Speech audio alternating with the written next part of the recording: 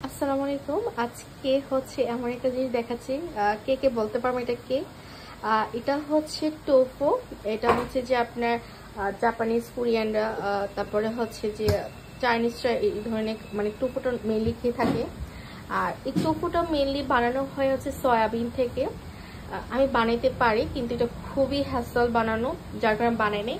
তো আমি আজকে ঢাকাতে গেছিলাম, তো ওটা আমার সামনে পড়ছে, আমি এটা নিয়ে আসছি।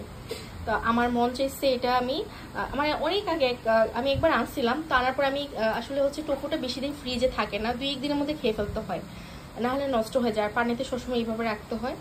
তো টোফুটা হচ্ছে কি, আমার কাস্টমার একটা ভিডিওতে দেখে বলছিল, আপু আমি খাবো, আমাকে খাওয়াইতে হবে। ওরে না আমি আর খাওয়াইতে পারি না, ওর আইডিও ভুলে গেছি। তো হঠাৎ করে মনে হলো টোফুটা দেখে ওর কথা। তো যাই হোক, আমি নিয়ে আসছি বকচো চিকেন, তারপরে হচ্ছে যে ক্যাপসিকাম দিয়ে দেন এটা বানাবো, এটা প্ল্যান আছে। আচ্ছা, এটা একটা গেল টোফুর ব্যাপারটা।